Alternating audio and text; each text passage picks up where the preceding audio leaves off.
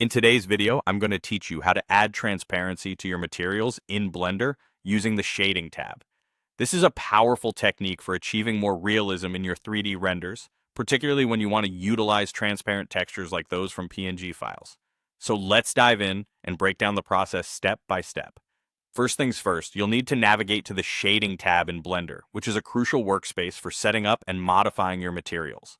Once you're there, the initial step is to add a new material to your object.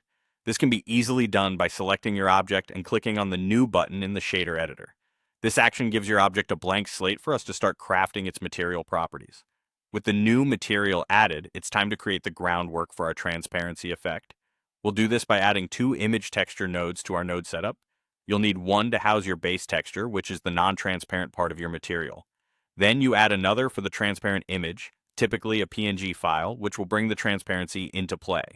You can find the image texture nodes by pressing Shift+A in the shader editor and searching for image texture. Once you have them, be sure to load the appropriate texture files from your computer into each of these nodes. Now to blend these textures effectively, we introduce a Mix RGB node into the scene.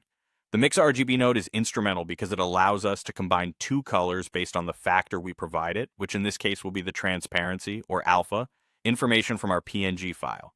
Once the Mix RGB node is in place, we need to connect everything to bring that transparency to life.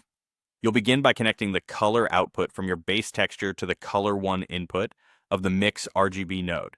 This connection tells Blender that the base texture is one of the components we wish to mix. Next, you'll connect the color output of the transparent image to the color 2 input on the Mix RGB node. This line is essential because it tells Blender what the second component of the mix will be, which is where it starts interpreting the transparent sections. The key here is the alpha output from your transparent image, which holds the transparency data. This needs to be connected to the factor input on the Mix RGB node. This connection essentially instructs Blender to use the alpha information as a guide for mixing the texture colors. Finally, connect the color output of the Mix RGB node to the base color input of your principled BSDF shader. The principled BSDF is the powerhouse responsible for rendering your material, and by linking it up this way, you ensure that it respects both the color and transparency data you've set up. And that's it.